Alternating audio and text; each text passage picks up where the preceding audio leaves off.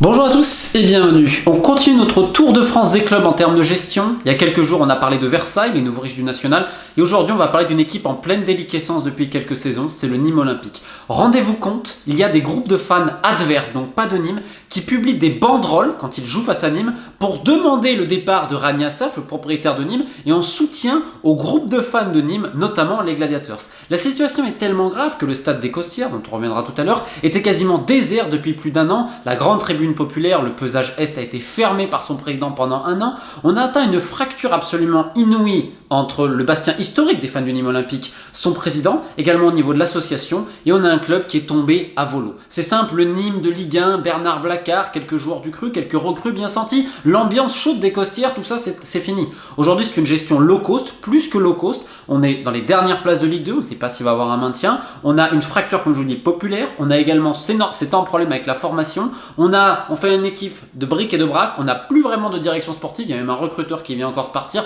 on va encore changer de coach, avec un homme à la manœuvre, Rani Assaf, qui ne voit qu'un seul point, c'est le nouveau stade qui doit être livré pour 2026 avec tout un complexe immobilier autour et l'aide de quelques financiers de la mairie. Bref, aujourd'hui on va parler de politique, on va parler de sportifs, on va parler d'anecdotes un petit peu grotesques et comme chaque année, puisque je fais une vidéo presque de rappel sur le Nîmes Olympique chaque année, on tombe petit à petit dans les abîmes comme on l'avait dit. Très loin encore le temps de la Ligue 1, très loin même le temps de la Ligue 2 et l'arrivée de Rani Assaf, qui, il ne faut jamais quand même l'oublier, a injecté un argent salvateur pour le club qui était dans une situation absolument terrible. Et ça, il faut lui rendre hommage, et au début, il y a aussi eu de bons choix. Néanmoins, depuis quelques années, c'est la Bérésina. On va commencer tout de suite à cette fracture populaire. Alors, il y avait eu cette grève avec certains groupes de supporters, et donc le pesage Est qui avait été fermé. Alors, il avait été fermé, puisqu'à l'époque, il y avait eu le problème déjà aussi des prix. Les prix étaient trop chers, c'était 15 € je crois, juste derrière le but, même pour les enfants, pour les personnes âgées, pour tout le monde. Enfin bref, c'était un petit peu compliqué. Et donc il y a eu un discours, ça avait été assez tendu, mais en gros, Rani Assaf reprochait aux Gladiators les fumigènes et les insultes, notamment les fumigènes, parce que s'ils ont craqué, il y avait des amendes à payer. Donc le deal c'était, vous craquez pas de fumigènes, pas d'insultes, etc. Et on baisse un petit peu les prix et tout. Sauf que un match a suivi, des fumigènes ont un petit peu craqué, et là il a pris la décision, c'est le président qui a pris la décision de fermer la grande tribune populaire des Costières. Donc évidemment, il y a eu pas mal de soucis qui faisaient déjà référence à la déliquescence, notamment au niveau de la formation et de l'association dont on va parler après. Et ensuite, il y a eu cette idée, l'an passé, de supprimer les abonnements. C'est-à-dire que vous ne pouviez plus être abonné, il fallait acheter son billet à chaque match. Sauf que la politique de tarif, elle était aussi très bizarre, puisque c'était super cher. Honnêtement, pour de la Ligue 2, des fois tu te posais des questions. Donc ça générait véritable souci. L'été dernier, on a créé le Grinta Club. Le Grinta Club, prédé je crois par Jean-Jacques Bourdin, donc quelque part chapeauté par le club qui devait gérer pour les fans. C'est une carte à 20 € qui vous permet de bénéficier d'un tarif préférentiel. Mais c'est également une manière de davantage contrôler les supporters qui rentrent, les tribunes et tout ça.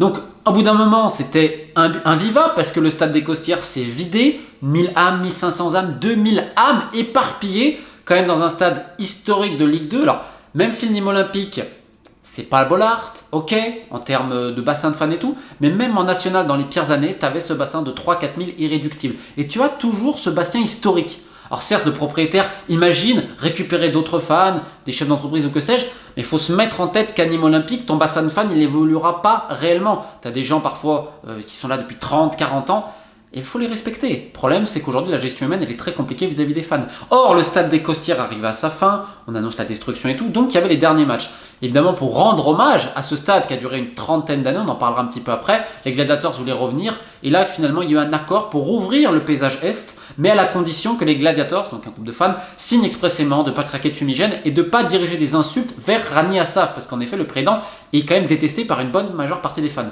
L'accord a été signé, sauf que lors du dernier match à domicile face à Bordeaux, qui était alors leader de Ligue 1, on n'a pas ouvert l'entièreté de la tribune. Je crois qu'il n'y avait que 1000 places sur les 3000, donc ça a généré un véritable souci. Et lorsque les fans de Bordeaux avaient commencé à insulter d'ailleurs Rani Assaf, les capots, je crois, des Gladiators ont dit à tout le monde non, parce qu'après ça va encore créer d'autres problèmes. Donc on a pris en otage l'amour que ces fans ont pour le club, et c'est quand même assez lamentable. Dans le même temps, sur la politique tarifaire, puisqu'en effet il y a eu des petites baisses et tout, notamment avec cette Grinta Club, mais lors du match face à Bordeaux, on est monté jusqu'à des places au maximum à 55 € en Ligue 2. Donc, quand je vous dis qu'on essaye de rogner sur tous les coups, on essaye de gratter sur ça. Maintenant, le deuxième point qui explique aussi ce désamour populaire, c'est évidemment la formation. Il y avait le centre de formation à la Bastide. Or, il n'y a rien qui a été fait pour le rénover. Ce n'est pas que du propre de Rani Assaf d'ailleurs. On pourrait parler de plein d'autres choses, notamment du stade après et le foutage de gueule de la mairie. Donc, à partir de là, le stade, il n'y a pas eu un renouvellement de l'agrément, donc ce n'est plus considéré vraiment professionnel. Et d'ailleurs, on l'a dit cet été aux parents, etc. Ah mais non, nous, on prend vos enfants, il n'y a pas de problème. Néanmoins, pas pour qu'ils terminent pro. Donc en gros, on est en train de te dire que le Nîmes Olympique, club réputé pour sa formation, où Bernard Blacard a fait un boulot considérable à l'époque, et qui a structuré tout ça avec d'autres éducateurs, on te l'a démantelé petit à petit sa structure pour dire non, c'est pas un accompagnement professionnel, notamment pour baisser les coûts. Évidemment, la direction menée par Rania Saf explique que le centre est situé sur un terrain inondable et que donc il ne veut pas prendre la responsabilité s'il arrive quelque chose à des gamins. Il y avait une réunion particulièrement houleuse vis-à-vis de l'association et Rania Saf où justement il expliquait tout ça et tout, et de dire mais de toute façon on aurait perdu l'agrément vis-à-vis de la Fédé, ce qui n'était pas le cas.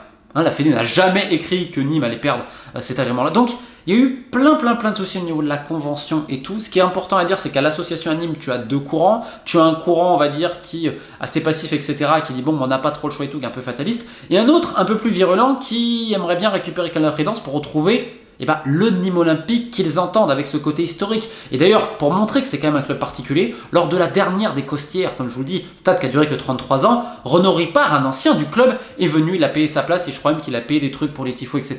Il était au milieu des siens, au milieu des fans du Nîmes Olympique. Alors ça, c'est une image absolument magnifique, mais qui est de plus en plus démantelée, puisque tous les historiques partent peu à peu, que ce soit dans les bureaux, mais également dans les joueurs. Alors, on voit le problème niveau populaire, on voit le problème niveau formation, et vous allez me dire, le stade des Costières est ce nouveau projet, qui est la seule chose aujourd'hui qui anime le Nîmes Olympique. Le problème, c'est qu'on a oublié le sportif.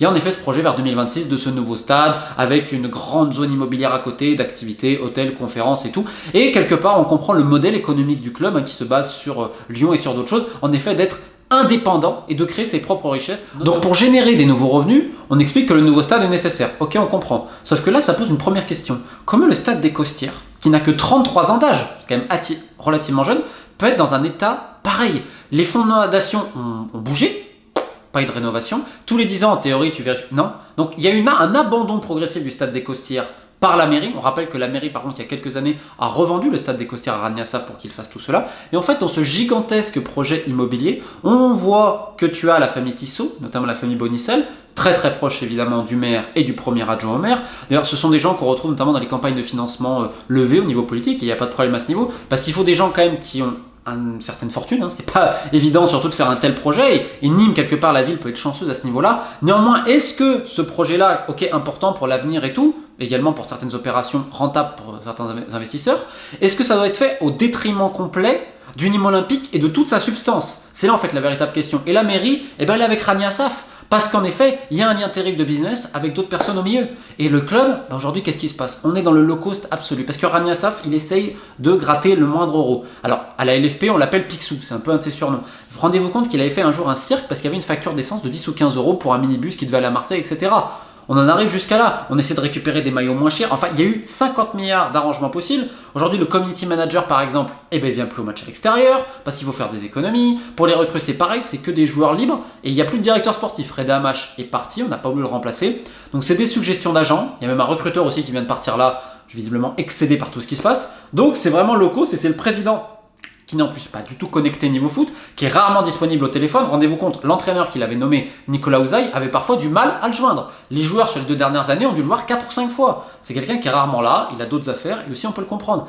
Mais donc, on va ramener quelques joueurs au compte-gouttes. Alors, il y a eu quelques bien de proches, Malik Choukanté qui a déjà mis quelques buts. On est allé encore chercher en Scandinavie parce que ça coûte pas trop cher, etc. Mais il faut des joueurs gratuits.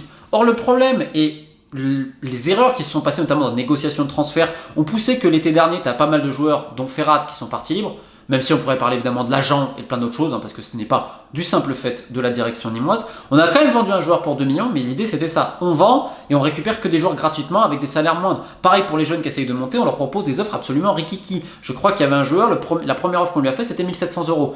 Donc en fait, on est dans une politique de réduction des coûts sur absolument tout, les déplacements, la communication. Il faut voir à quel point c'est triste aujourd'hui.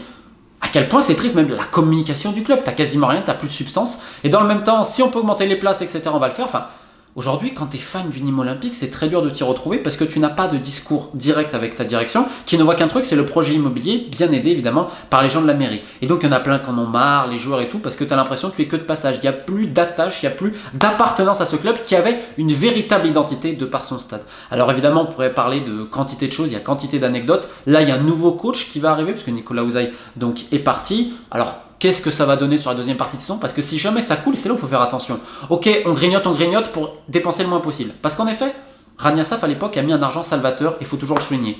Néanmoins aujourd'hui, cette politique de gagne petit, ces petits arrangements et ce côté complètement, on a déshumanisé un petit peu le club, bah attention parce qu'aujourd'hui tu risques potentiellement une descente et si jamais ça tombe en national, tu peux faire ton excellent projet de stade en 2026, mais quid? Et en attendant, entre 2023 et 2026, Nîmes va jouer dans un stade de transition, comme on dit, un stade qu'il n'aime pas trop, je crois, l'expression stade provisoire. Donc c'est Rania Saf notamment qui va le financer, qui aura à peu près 8000 places et tout. Ça appartient, je crois, le terrain à la mairie. Mais dans l'idée de Rania Saf, c'est que tôt ou tard, eh ben, on change cette idée de stade de transition et que pourquoi pas ça soit revendu ou lâché à d'autres personnes derrière, pourquoi pas occupé par d'autres structures sportives du club. Enfin bref, en fait, on a parlé de tout dans cette vidéo, sauf d'un seul truc, c'est le football. Parce que malheureusement, à Nîmes Olympique, le propriétaire l'a oublié. Courage aux fans qui méritent bien mieux que ça, qui devraient arrêter de se faire fliquer, etc. Parce qu'aussi, si Nîmes n'a pas complètement coulé dans les terribles heures du club, c'est parce qu'il y avait 2, 3, 4 000 personnes qui étaient toujours derrière ce club.